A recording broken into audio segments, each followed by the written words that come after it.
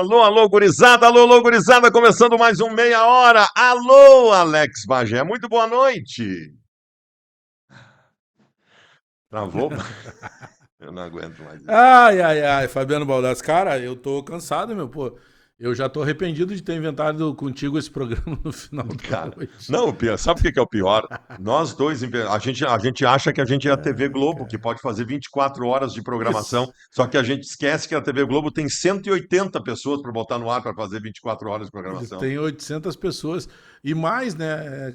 Se bem que essa semana eu vou te contar, não é que a gente trabalhe menos, né? É que nós fizemos o programa na noite da segunda, agora estamos fazendo a noite da terça já para quarta. Aí a quarta-feira tem jogo do Inter, não tem programa. Quinta-feira tem jogo do Grêmio, não tem programa. E sexta-feira não tem programa. Então a Então nós gente só voltamos só volta semana que vem. Só só semana que semana vem, que então. vem. Só semana Olha que só vem. que pena. É. Ô, Bagé, vamos lá, vamos começar. O Grêmio vive um fervor político, né, importante, e o acontecimento Celso Rigo e o dinheiro que o Grêmio recebeu dele para cumprir algumas questões parece estar sendo tratado também como um fato político pensando em eleições no final do ano. O que que te parece? Como é que está o andamento disso, Bagé? Eu estou curioso, porque tem manifestação do Celso Rigo, tem manifestação do Calef, tá fervilhando, Bagé.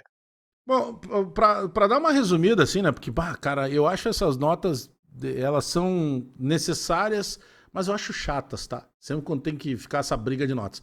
O seu Celso Rigo fez uma nota contestando quem tá entendendo que ele tá emprestando dinheiro pro Grêmio com interesse político, com interesse eleitoreiro.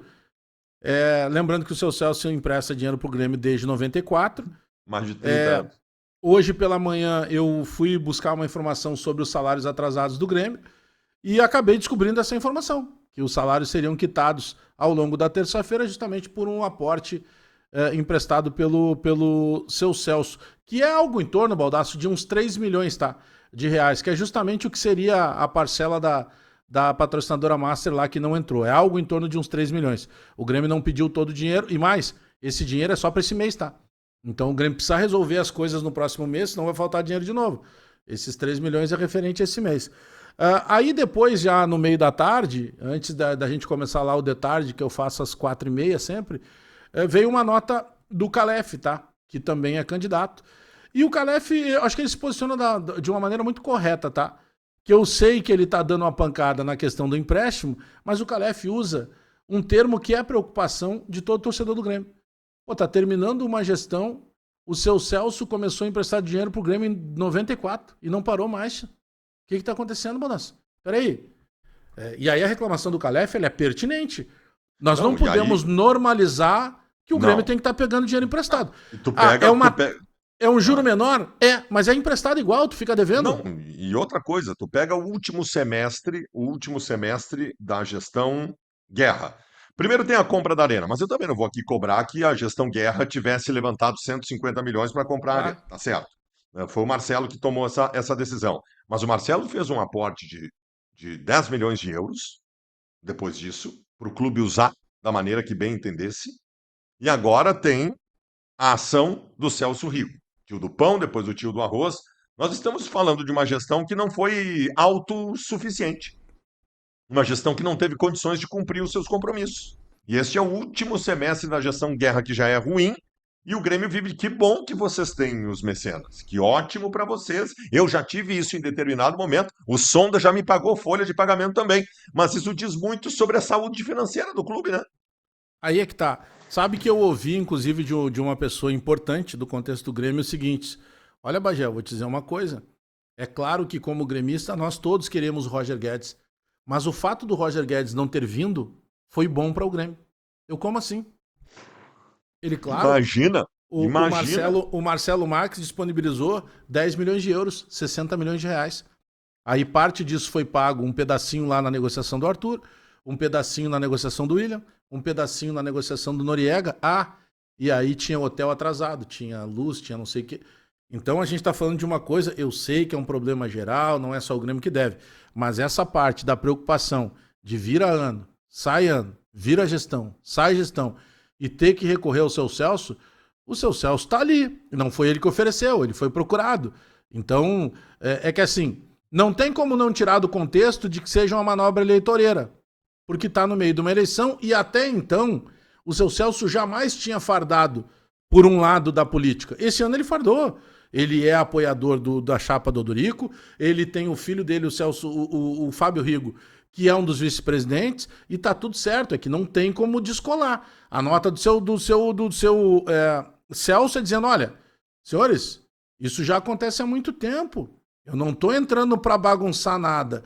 Então, cara, eu acho que faz parte, eu acho que os dois lados têm que se pronunciar, mas esse alerta do Calef, ele é válido sim. Não dá para normalizar, entrando e saindo. O Grêmio deve mais de 100 milhões para o seu Celso Rigo. Tu sabe que, de alguma forma, o que acontece hoje na comunicação esportiva do Rio Grande do Sul? Quando se fala em dívida, se lembra do Inter, não se lembra do Grêmio. Claro. Quando se fala em dívida, o Internacional atingiu uma marca que ela é muito expressiva, que é de bilhão, nunca antes atingida, de dívida do futebol do Rio Grande do Sul. O Internacional não paga, quem compra, nem a primeira parcela, no caso do Thiago Maia. O Inter está sendo denunciado na FIFA por uma dívida de uma merreca de 120 mil reais. Então, o assunto equilíbrio financeiro, ou desequilíbrio financeiro, ele sempre está do lado do Internacional. E eu não acho errado isso, porque é muito mais notícia neste momento, por ser tão expressivo, o que acontece no Inter. Mas o Grêmio também tem uma dívida significativa, e essa dívida do Grêmio aumenta, e nós chegamos à reta final de 2025 com dinheiro sendo colocado no Grêmio por empresários, senão o Grêmio não conseguiria pagar o salário. Então tem uma gravidade importante aí, cara. Uma gravidade importante. Tu sabe que, por isso que eu digo que a gente acaba normalizando, porque daí tu vai mudando os rankings, né? Por exemplo, hoje tem um ranking dos 10 clubes mais endividados. E até ali, anos 80, 90, início dos anos 2000, tu vai lembrar que o Flamengo sempre liderava esses rankings. É a famosa frase do Vampeta, o Flamengo finge que me paga, eu finge que jogo. Hoje o Flamengo não está mais nessa lista de devedores. O Flamengo é autossustentável, o Flamengo compra quem ele bem entender. O Flamengo, por exemplo, foi ali no River Plate e depositou a multa para trazer o De La Cruz. Olha, acho que o De La Cruz até está devendo perto do que investiu o Flamengo. Bom, mas ele teve capacidade de ir lá e buscar. O Flamengo trouxe... olha, a gente perde as contas aqui recentemente. O Flamengo trouxe jogadores do Atlético de Madrid, né, para buscar, e jogadores que, inclusive um deles, o Samuel Lino, chegou e já foi convocado para a seleção brasileira. Então, é um outro patamar. Só que daí a gente começou a normalizar assim. Mas o Grêmio não tá entre os 10 maiores devedores. Tá, tudo bem, cara. Mas o Grêmio, será que não aumentou a dívida? Aumentou. E aí passa meio que despercebido. Porque o próprio processo do Soares, tá? O Soares foi dividido em 4 fatias para ser paga. Inicialmente seriam 4 parceiros. Um pulou fora. E o Grêmio teve que pagar. Tá bom, os outros 3 honraram. Eu acho que é um negócio legal de tu fazer para trazer um jogador desse tamanho. Mas ali tu já começava com uma dívida, um endividamento que não estava planejado inicialmente quando se fez lá o controle, né, do que ia se aplicar. Bagé, tu citou o Flamengo. O Flamengo que é o Vitão, o zagueiro do Internacional. Numa condição normal, há não muito tempo atrás, eu berraria e exigiria que o Inter não fizesse o negócio, porque eu tenho um lado romântico da minha vida de torcedor e de analista de futebol, que eu nunca vou aceitar Inter, ou até mesmo Grêmio, vendendo jogadores valorizados do seu grupo para outro time do futebol brasileiro. Isso me dá medo. Porque se nós chegarmos à conclusão que o Flamengo e o Palmeiras, multimilionários, conseguem vir aqui e tirarem jogadores da dupla Grenal, nós vamos estar nos colocando aí oficialmente num segundo andar, num segundo patamar. Mas eu também não vou mais brigar contra isso. Porque o Inter vendeu o Maurício para o Palmeiras, eu berrei muito na época, e quando o fez, eu percebi que talvez este seja um caminho sem volta. E agora o Flamengo, tu acabou de citar o poderio financeiro do Flamengo. O Flamengo que é o Vitão. Se o Flamengo fizer qualquer movimento mais ou menos expressivo, vamos lá, mais de 10 milhões de euros, que para o Flamengo não é nada, o Flamengo vai levar o Vitão, cara. Vai levar o Vitão. Eu me entreguei, Bagé. Eu me entreguei. Aí é que tá? Vamos lá. Eu concordo com tudo que tu tá dizendo. Acho que o Vitão hoje, ele é daqueles ainda ativos que o Inter tem para negociar. E o Baldasso, vamos comparar, por exemplo, a questões da nossa vida lá, há muitos anos atrás, tá? Cara, a gente fez vários negócios ali que não eram bons negócios para nossa carreira, para o nosso momento, mas nós precisávamos fazer. Às vezes até a escolha de uma determinada emissora, sabe? Tu vai lá porque tu precisa trabalhar, não sei o quê. Às vezes tu só perdeu tempo lá, sabe? Tu sabe disso. Vários momentos lá, às vezes tu morava fora de Porto Alegre, o que tu gastava de gasolina não dava o salário que tu recebia. Tu pagava para trabalhar, mas tu precisava fazer aquilo naquele momento, não tinha muita alternativa. Então, assim, quando tu tá sem poder fazer escolha, tu é obrigado a te submeter a várias coisas que depois, no futuro, tu até te arrepende, tá? O presidente do Inter hoje, ele tem essa dificuldade. Teve um momento atrás aí que ele dizia: não, não, não, esquece, o Vitão é 20 milhões. Ah, não, mas é muito. Tá bom, então não leva. Agora, e aí o mercado entende isso também. Eu não tenho dúvida que pro Flamengo estar interessado no Vitão, alguém já falou com o Vitão. E não é de hoje o interesse. Pode ter certeza que alguém já falou com o Vitão. O Claro, Vitão óbvio. é um cara que sabe que no Flamengo ele vai ter uma competição que ele não tem hoje no Inter. Ele vai ter um salário maior do que ele tem, ele já ganha bem, mas ele vai ganhar outra. Para mim, ele é melhor que os zagueiros que estão lá no Inter, lá no Flamengo. Então acho que ele chega e farda normal. Para mim, ele é o melhor zagueiro que tem no Inter. Então, toda a situação. Ah, não, mas, cara, não estão oferecendo o que o Inter quer. Eu acho que o Inter vai ter que fazer uma pedida, só que dessa vez, Baldasso, eu acho que se o Flamengo oferecer um pouco menos do que ofereceria no outro momento, o Inter vai obrigar a É que, aceitar. é que o desespero. Sabe aquela história que dizem pra gente, Baja, que tu nunca deve ir fazer rancho no mercado quando tu tá com fome? Se tu tá com fome e vai fazer um rancho no mercado, tu vai comprar tudo. Porque tu tá com fome, tu... Então, o desespero é um péssimo conselheiro. É um péssimo conselheiro. E no caso do Internacional é o que está acontecendo. Só que assim, Bagé, de novo, eu não estou brigando contra isso e digo mais, eu não estou brigando contra as outras saídas que vão acontecer também. Gente, o Internacional está vivendo um processo, vai viver mais expressivamente ali adiante, perto do final do ano, de desmanche. Vai ter uma mudança de fotografia. Vai ter uma mudança, vai sair o Vitão, já saiu o Wesley, vai ter outros 2 ou 3 titulares do Internacional que vão embora também. O Inter vai ter que refazer muita coisa no começo do ano que vem. Eu já manifestei, Bagé, em várias oportunidades para ti, o meu pânico em relação ao 2026. Eu tenho pânico, porque, primeiro, essa direção é incompetente. É incompetente para fazer movimentos de formar um grande grupo. Esse ano nós vimos o que aconteceu. Né? O Internacional fez contratações diabólicas na temporada. Foi, são 2 janelas horrendas. E aí, Bagé, a gente não tem dinheiro e não tem crédito também para formar o grupo para a próxima temporada. E é ano de eleição. No Internacional, no Grêmio não é muito diferente. Em ano de eleição, velho, tudo entra no vestiário, tudo interfere, porque a política do Internacional é um terror. Então eu estou muito apavorado com o futuro próximo do Internacional por conta disso. Em relação à venda do Vitão, o que, que eu vou te dizer? É o melhor zagueiro do Internacional. Dificilmente tu repõe com a mesma qualidade.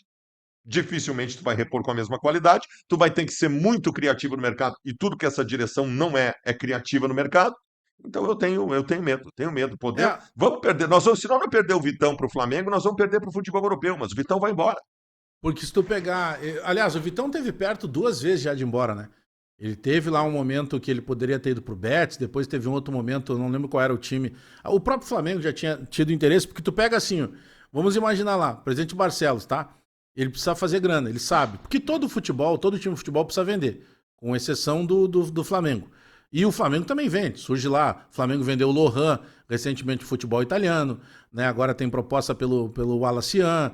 O próprio Palmeiras vendeu recentemente o Estevão, vendeu o Vitor Reis. Claro, a gente está falando de vendas de 40 milhões de euros cada uma, muda completamente. Vendeu 2 jogadores para a Premier League. Mas vamos lá. Aí o Inter sabe que tem que vender. Não tem hoje alguém da base. Depois a gente vai falar um pouco aí sobre o 17 do Grêmio, que me causa tranquilidade e te causa arrepios, porque tudo sendo conduzido de uma maneira minimamente correta, pô, tem alguns cheques em branco lá do Grêmio No bem Inter, não. próximos. Quando tu O Inter pensa em não tem. quando tu pensa em recomposição do grupo de jogadores do Inter para 2026, esquece a base. O Inter não Esquece a tem. base, porque não vai ser por aí que nós vamos fazer a recomposição. Aí tu vai chegar num ponto em que o presidente olha e diz, cara, eu vou precisar vender alguém que tem aqui. O que que eu tenho hoje para vender? Ah, o Alan Patrick é um cara que chama atenção. Tá, mas o Alan Patrick tem mais idade. Ele já tem um valor de mercado um pouco menor. Daqui a Óbvio. pouco tu vai chegar. Tá, mas vem cá, vamos fazer diferente então. Quem é que tá sendo procurado? Os cara, o Vitão. O Flamengo quer. Opa, peraí. O Vitão eu posso pedir um pouco mais. O Flamengo tem dinheiro para pagar. Cara, daí tu junta a fome com a vontade de comer, né? E esse teu sub-17 aí, cara? Esse teu sub-17, fala um pouco mais sobre isso, porque tu tem uma geração inteira. Eu já penso em dinheiro. Eu já penso em Eu dinheiro. também. O Grêmio de 10 anos para cá, o Grêmio montou para si um processo. Por isso que para mim é mais grave ainda o Guerra tá chegando nessa situação no final da gestão dele. Porque o Grêmio de 10 anos para cá montou um processo da venda. multimilionária a cada 6 meses de alguém que vinha da base. Vamos lá, busca comigo. É Pedro Rocha, é o Arthur, é o Cebolinha, é o PP, aí um pouquinho menor de expressão, o TT, o Diego Rosa, o Wanderson, lateral direito. E tem muito mais aí, o Grêmio vende e vende bem há muito tempo, e tu tá simplesmente relatando aqui, e as pessoas começaram a ver com mais atenção agora, que está decidindo um campeonato nacional sub-17, que o Grêmio tem uma geração, não é um ou outro. O Grêmio tem uma geração muito boa vindo aí para botar para jogar, para qualificar o time e para ganhar muito dinheiro e dar saúde financeira para o clube. Mas sabe que isso está muito ligado também à política de futebol e à maneira que o famoso dinheiro não aceita desaforo, né? A gestão do presidente Romildo Bolzan vendeu só em dinheiro que entrou pro clube, tá? Sem contar penduricalho lá de empresário, direito de clube e tal. Vendeu 500 milhões em base, meio bilhão. O Grêmio, só se tu pegar lá o extremo do lado esquerdo, o Grêmio vendeu o Pedro Rocha, aí o Grêmio vendeu o Everton Cebolinha, o Grêmio vendeu o PP, o Grêmio vendeu o TT por 10 milhões de euros que não tinha fardado no profissional. Nesse meio, o Renato colocou um mais velho lá para jogar, o Fernandinho, que estava desacreditado. O Fernandinho também foi vendido lá pro futebol chinês. O Grêmio vendeu o Marcelo Groi, que era da base, o Grêmio vendeu o Wallace, o Grêmio vendeu o Arthur pro Barcelona. E assim foi, sabe? O Grêmio vendeu o Jailson. O Jailson foi vendido. E o Wanderson depois que foi pro Mônaco. E depois o que aconteceu? Terminou a gestão do presidente Romildo devendo. Por quê? Porque daí entregou para uma política de futebol que estava na cara que ia dar errado e deu errado. Mas beleza. Mas não dá para tirar o mérito do que fez de construção o presidente Romildo. Essa geração de agora, de sub-17, ela tem um goleiraço que ontem não jogou porque está com lesão muscular e talvez até seja cortado da Copa do Mundo sub-17, que é o Menegon, um goleiraço. O Grêmio tem um zagueiro que é o titular, que é o Luiz Eduardo, que se precisar botar para jogar, ele vai conseguir jogar. O Grêmio tem um camisa 5 chamado Danilo, que é um marcador que não fica de bobagem. Eu costumo dizer, ele colhe a fruta e entrega para quem sabe fazer o doce. O camisa 8 do Grêmio, eu até fiz uma frase, em clube que tem Thiaguinho, tu não pode contratar Alex Santana. O camisa 8 do Grêmio é uma joia, é precioso o que joga o Thiaguinho. À frente dele tem um camisa 10 chamado João Borne. Baldasso, ele tem entre gols e assistências a mesma quantidade de jogos na temporada. Ou seja, a cada jogo, ou ele dá uma assistência para gol, ou ele faz o gol. Ele tem uma participação importante para gol a cada jogo com a camisa do Grêmio, que é o João Borne. Aí tem um menino que joga pelo lado direito chamado Roger, que fez um golaço de falta, um canhoto. Aí tem o centroavante reserva, é o Luca Jaques, que é filho do Rafael Jaques, que foi centroavante do Grêmio lá em 95. Eu falei rapidamente para ti aqui, 6 ou 7 jogadores. Assim, é incrível. O Grêmio faz 4-1 no Atlético Mineiro, teve um jogador expulso, o Atlético, é bem da verdade, mas o Grêmio já ganhava, venceu com autoridade, agora no sábado tem a final lá na Arena MRV, deve confirmar o título, então ali se tem uma perspectiva de base. Então esse é um conflito, assim, de algo, e eu vejo tu criticar muito a questão da base do Inter, né? Principalmente pela passagem do Gustavo Grossi. Eu não sei, Baldasso, se foi só pela passagem dele, mas é que assim, ó, tu não consegue encontrar justificativa para achar que não tem um grande problema. Se tu pegar a Copinha, a Copa São Paulo foi disputada no Grenal em 2020, e daquele time do Inter, quem é que vingou? Acho que o Praxedes. Né? Talvez o Praxedes. Se perdeu depois. Se tu pegar o time do Grêmio, tinha o Adriel, que só se perdeu pela cabeça, não pela bola. Tinha o próprio Wanderson, que acaba sendo expulso e não jogou a final. Cara, tem muito jogador que acabou explodindo dali. E no caso do Inter, não frutificou praticamente, né? Não, e assim, cara, a questão de perspectiva também, porque quando tu não ouve falar de ninguém da base, isso é um negócio especial para tu entender se a coisa está acontecendo ou não. Tu fala de um tal de Mac e de um tal de Tiaguinho há um ano, pelo menos. E nós estamos falando de jogadores de 16 anos de idade. Há um ano tu fala disso. Quando é que tu ouviu eu falar no último ano de algum jogador da base do Inter que pudesse dizer assim, ó, olha, tá vindo um guri aí. Eu não falo isso há muito tempo, cara. Há muito tempo. E eu sou do tempo em que, quando tinha 15 anos de idade, os caras falavam do Pato. Te prepara que tá vindo um guri maravilhoso aí. Os caras falavam do Nilmar, os caras falavam do Sobis, o Daniel Carvalho, que o Inter vendeu por uma Babilônia de dinheiro também. Uma barbaridade. Ele tinha 16 anos, todo mundo falava, se prepara para o jogador que tá vindo aí. Não tem nada, cara. Não o tem próprio nada. Andrigo, lembra quando surgiu o Andrigo, se falava da eterna promessa? Não, Bagé, a questão é o seguinte, tu não corrige isso da hora para noite, do dia para noite. Nós sabemos que o Internacional não tem nada na base e para começar a plantar sementes para ter alguma coisa na base, tu vai colher os frutos em 3, 4 anos, se fizer tudo certo. Se fizer tudo certo.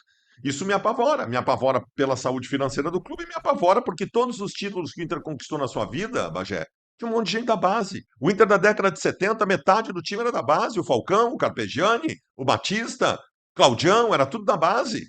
O Internacional tem como um dos maiores expoentes do título da Libertadores de 2006, 2010, o Rafael Sobis, da base. Sabe? Nilmar, um dos maiores atacantes da história do Inter, da base. E assim vai. E eu não tenho nada disso hoje, cara. Isso Tu realmente sabe faz muito que mal. como eu digo assim, eu não, claro, tu vive mais isso, né, por ser torcedor do Inter. Tu tem uma crítica muito forte, muito ácida ao trabalho do Gustavo Rossi. Repito, eu não sei se a culpa é só dele, mas não tem como tirar a culpa dele. Porque tu tem um processo, e tu sabe que essa questão da base, de tu revelar jogador, não é no instalar de dedos, cara. Porque quando tu rompe um ciclo, ele demora pra acontecer de novo. Porque tu pega vários jogadores, outro dia eu tava conversando, tem um jogador que tá atuando na Itália, que até machucou, acho que há pouco tempo. Eu acho que agora ele até foi pro Wolfsburg, é um lateral esquerdo chamado Rogério. Ele é revelado na base do Inter. Ninguém sabia. Aí ele apareceu bem no Sassuolo, depois ele foi jogar no Wolfsburg da Alemanha. É um jogador já consagrado, que já fez a vida dele, e ele foi revelado aqui. Mas é daqueles que sai antes de ser revelado no clube. Uhum, Pô, uhum. eu lembro, eu tenho um amigo que jogou no Inter, que era o Paulinho Diniz. Chamavam ele de Paulinho Cavalhada. Cara, eu lembro de um jogo em que ele arrebentou, e naquela noite era ele cruzando pro Leandro Narigudo, o Leandro Leandro Machado, Machado. fazer gol de cabeça. Depois o Paulinho vai, acho que pra Coreia, o Leandro vai jogar na Espanha. Então tu vê, um ataque todo de garotos. Eu me lembro que no outro dia, mesmo a gente torcendo pro Grêmio, a gente tava feliz por ele, porque era um amigo, né? Na época ele ali da Coab, Cavalhada, que tava surgindo pro futebol. E eu lembro dele brincar, disse, bah, consagrei o Leandro, passei a noite inteira cruzando e o Leandro fazendo gol. Nós estamos falando de 2 jogadores. Então são gerações, o Grêmio passou por isso. O Grêmio teve, se tu pegar aquela Libertadores de 2007, cara, o Mano fez milagre ali, porque não tinha um time tão qualificado. Mas tu já tinha Lucas Leiva, realidade. Tu já Claro. tinha Carlos Eduardo, realidade. Sabe? Vou Tu te já citar. tinha Hum. Marcelo Groi, que já tinha sido campeão gaúcho. Tu já tinha o Galato, se bem que goleiro sempre foi uma fábrica ali do Grêmio. Mas tu já tinha jogadores de novo aparecendo numa safra. Porque essas safras de base demoram. De 2000 a 2010, o Internacional foi o maior clube vendedor do futebol brasileiro, para ter se tornado o que se tornou. Eu estava lembrando aqui, Bagé, do time do Inter de 97, time do Grenal do 5-2, que chegou para decidir um campeonato brasileiro. Goleiro André, Base. lateral direito, base. O zagueiro Regis, base. Base. Volante Anderson Papola, Base. Papola. base. O Marcelo, lembra? Marcelo Marcelo Rosa. Meia, Marcelo Rosa, grande jogador, base. Christian, metade do time. Metade do time, Bagé. Metade do time vinha da base. Essa é a história do Internacional, mas aí como é que tu vai fazer? Se a tua formação é ruim, se a direção tratou como tratou a formação de jogadores, né? Se tem diretores da base que estão desde o primeiro dia, fizeram tudo o que fizeram e continuam lá, como é que tu vai esperar resultados diferentes? Esse é um processo que vai demorar muito tempo, Bagé. Mas Muito aí tempo para a gente buscar. tu tá tocando num ponto que tem tudo a ver com a política de clube, com a política partidária do clube. Sabe? O presidente Barcelos ainda tem mais o ano que vem, né? O Grêmio, a partir de janeiro, já terá um presidente novo, seja ele o Odorico, ou seja ele o Calef. E o que que tu vê? Cara, é o clube dos amigos. E eu acho que é natural. Por quê? Porque a primeira eleição, ela acontece dentro do conselho. E dentro do conselho não é. Bom, tem torcedor que tá lá, né? Mas é um ambiente mais restrito, né? Tem ali, sei lá, 350, em torno de 350 conselheiros. Só que quando vai para a eleição depois, eu lembro muito assim. Hoje eu já não tenho mais tempo nem paciência para isso. Mas eu ia nos jantares de lançamento de chapa. E eu sei que tu fez isso há muito tempo também. Aí tu pegava assim, mas quem é o fulano? Aí tu ia ver quem é o fulano. Não, o fulano é um especialista em TI. Beleza. Mas se tu for eleito, o que ele vai fazer? Não, ele vai ser o responsável pelas finanças. Mas ele não é um especialista em finanças, ele é um especialista em TI. Né? E o Beltrano? O Beltrano é um advogado muito bem sucedido. E se ele ganhar, o que ele vai fazer? Não, ele vai ser o cara que justamente vai estar mais perto lá da categoria de base. Mas ele já trabalhou assim, ele tem algum parente? Não, não, não. Mas é um cara que gosta muito. Não, não. Ou é um grande gremista, ou um grande colorado. Não, isso a gente já sabe. Tá? Eu sei que precisa dessa aliança dos caras que são os teóricos. Mas tu tem que ter uma estrutura que definitivamente tu vai trazer os práticos. Eu não estou dizendo que tu não pode trazer o cara que só foi acadêmico. Eu acho que tem que ter os dois, Baldasso. Eu acho que o Santos lida muito bem com isso. O Santos tem o jogador, o ex-jogador, e tem o cara que também é formado. E de preferência, se o ex-jogador se especializar, estudar, melhor ainda. Mas tu não pode simplesmente tirar algumas figuras do clube porque eles não são parte do teu... Ou porque tu precisou fazer uma aliança mais forte para que tu pudesse ser eleito. Cara, é um ciclo viciado que era normal na política partidária, na convencional, e que hoje está dentro dos clubes. O clube, o que acaba sendo a grande gestão? Os amigos do presidente. É isso aí. Ô, Bagé, o Inter joga hoje já, né? Já estamos na quarta-feira, às 8 da agora já é noite, quarta-feira, né? o Inter joga com o Mirassol. A grande notícia de ontem para hoje é que volta a estar à disposição o Alan Rodrigues, camisa 8, volante, foi o último contratado do Internacional. Talvez não para começar o jogo, mas essa volta ela é fundamental. Dentro desse processo de reconstrução do time do Internacional, de um novo esquema, inclusive, do 3-5-2, eu tenho hoje o Bruno Henrique na segunda função no meio-campo. Eu não preciso falar sobre o Bruno Henrique, todos nós sabemos a deficiência dele. Se eu passo a ter a intensidade, a qualidade, o envolvimento tático do Alan Rodrigues de novo em seguida nessa camisa 8, eu acho que cresce muito. Porque este camisa 8 qualificado, ele melhora muito o esquema 3-5-2. Eu lembro do 3-5-2, vou te lembrar dois 3-5-2 históricos e quem eram os camisa 8 dos dois, a importância deles. O do Tite de 2001, camisa 8 era o Tinga. Era o Tinga. E o da seleção brasileira de 2002 tinha um jogador que ninguém conhecia, que virou referência, foi vendido em seguida para o Babilônia, o Kleberson, camisa 8. Então o 3-5-2 ele precisa de um segundo homem de meio campo de absoluto envolvimento com o jogo. E o Bruno Henrique não é, e que o Alan Rodrigues é, e ele está voltando, isso é muito bom. Tu sabe que a gente costuma dizer, né, que no 4-4-2 tu precisa de um 10 com envolvimento e que no 3-5-2 tu precisa de um 8 com envolvimento, né? Porque pela dinâmica que se aplica e tal. Tem muita coisa ainda que não vai acontecer agora da noite pro dia, ainda tá num desenvolvimento da chegada da família Dias. Mas o Alan Rodrigues é o tal do jogador que tem muita bola no corpo. E todo jogador que tem bola no corpo, ele agrega. E por característica de jogo em casa, tu pode ter certeza, tá? Toma já um remédio pro coração, porque o Mirassol, ele vai pra cima. O Mirassol é sem compromisso, muito mais jogando em casa. Então, naturalmente, é importante tu ter um jogador que, por vezes, possa cadenciar o jogo, possa pisar na bola, possa pisar na bola, mas ao mesmo tempo, por vezes, acelerar esse jogo. Ele é o jogador. Não tenho dúvida que ele pode até sentir alguma coisa, porque ele tá voltando de lesão, né? E para o jogador que depende desse arranque, daqui a pouco ele pode ficar um pouco tímido no começo. Mas ele agrega qualidade, sem dúvida nenhuma. Eu confesso assim que a gente critica tanta direção e, cara, isso foi um achado, tá? Porque pra bola que ele joga, eu não sei como é que ele tava ainda num time pequeno e pelo direção do dele. Inter, a direção do Inter, ela erra até quando acerta, né? Ela acertou na contratação desse jogador, só que ele veio tarde demais. Bagé, eu conversei demoradamente com o Paulo Pires hoje sobre a chance do Inter de conquistar uma vaga Libertadores. Ele me apavorou. Porque nós estamos tratando de G7, contando aí que Flamengo ou Palmeiras seja campeão da Libertadores, mas pode virar G8 se o Cruzeiro ganhar a Copa do Brasil. Mas G7. O Inter precisaria, a partir de agora, Bagé, nos 12 jogos que lhe restam, para conquistar uma mísera migalha de uma vaguinha na pré-Libertadores, o Inter precisaria, nesses 12 jogos, de pelo menos 8 vitórias. É muita coisa. Aí é muita coisa.